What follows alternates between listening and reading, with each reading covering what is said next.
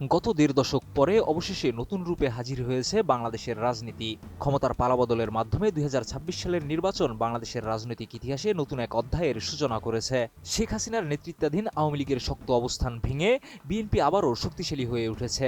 এবারের নেতৃত্বে রয়েছেন তারেক রহমান, যিনি প্রথমবারের মতো বিএনপির প্রধান হিসেবে নির্বাচনে জয়ী হয়েছেন।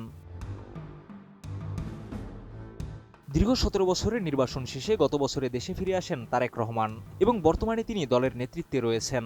তার নেতৃত্বে দলের সবচেয়ে বড় অগ্রাধিকার দেশে গণতন্ত্র পুনঃপ্রতিষ্ঠা এবং ধ্বংসপ্রাপ্ত গণতান্ত্রিক ও আর্থিক প্রতিষ্ঠানগুলো পুনর্গঠন। তবে নেতৃত্বের ক্ষেত্রে তার অভিজ্ঞতা নিয়ে রয়েছে কিছু প্রশ্ন।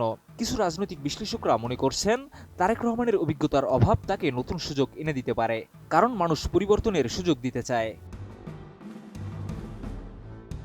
বিবিসির তথ্যমতে তারেক রহমানের বিরুদ্ধে দুর্নীতি ও স্বজনপ্রীতির সুবিধা নেওয়ার বেশ কিছু অভিযোগ রয়েছে। তবে এবার তার নেতৃত্বে তারুণ্যের মাঝে নতুন উদ্দীপনা সৃষ্টি করতে চাচ্ছে বিএনপি। দেশের জনগণ, বিশেষত তরুণ প্রজন্ম পরিবর্তন চায়, যাদের মতে পুরনো রাজনৈতিক ধারার পক্ষে লড়াই করার সময় শেষ।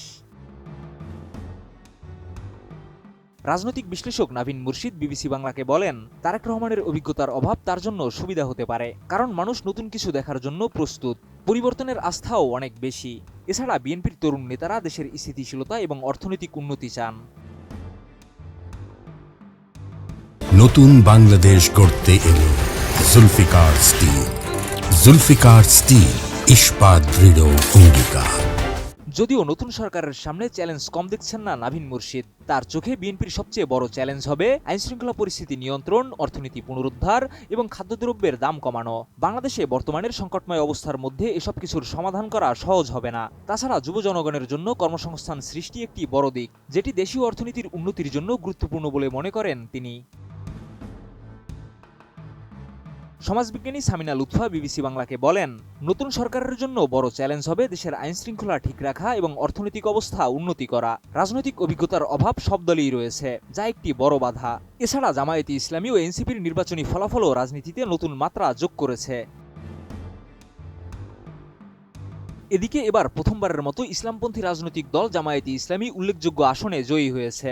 তবে দলটির দীর্ঘদিনের রাজনৈতিক অঙ্গনে উপস্থিতি ও তৃণমূল পর্যায়ে শক্তিশালী অবস্থান তাদের এই সাফল্যের পেছনে বড় ভূমিকা রেখেছে বলে মনে করেন সামিনা লুৎফা। তার মতে দলটি গণতন্ত্র বিরোধী অবস্থান, নারী বিদ্বেষ এবং পিতৃতান্ত্রিক মনোভাব পোষণ করে। যদিও জামাতের পক্ষ থেকে এ সকল অভিযোগ বারবার উড়িয়ে দেওয়া হয়েছে। বাংলাদেশের রাজনৈতিক ল্যান্ডস্কেপ এখন সম্পূর্ণ নতুন পরিবেশে দাঁড়িয়ে। তারেক রহমানের নেতৃত্ব আগামীর জন্য কতটা কার্যকর হবে তা সময়ই বলে দেবে। শিহাব ইসলাম, এটিএন নিউজ।